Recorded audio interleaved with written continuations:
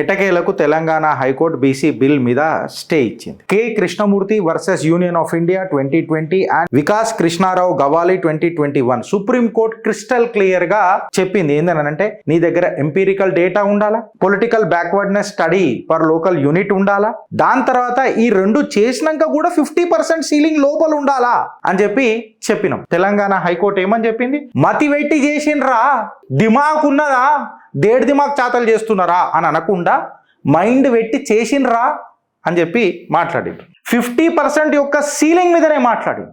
దాని తర్వాత ఏమని మాట్లాడిండ్రు, ఇగో వికాస్ కృష్ణారావు గవాలి కేస్ 9 బెంచ్ల ధర్మాసనం సుప్రీంకోర్టులో ట్రిపుల్ టెస్ట్ డాక్టరేట్ మాట్లాడినప్పుడు 50% కంటే తక్కువ ఉండాలా చెప్పినామా లేదా?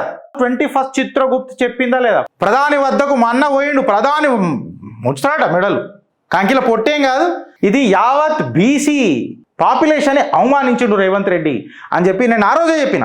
ఇది నిలబడదు అని చెప్పిన. వీళ్ళు పాగల బనాస్తున్నారు ఈయన రాహుల్ గాంధీ అని చెప్పిన. మహారాష్ట్రలో ఇదే అయింది. రేవంత్ రెడ్డి మనని పిచ్చోడు చేస్తున్నాడు అని నేను చిలుక పలుకులు పలుకుతున్నాడు అని మొర్రో మొత్తుకున్నా. మీకు కానీ నిజంగా సీమనెత్తురు ఉంటే ఇలా బీసీ బిడ్డలని అడుగుతున్నా, కాంగ్రెస్ పార్టీని బొందబెట్టుర్రి ఈ జూబ్లీ హిల్స్ ఎలక్షన్స్లలో.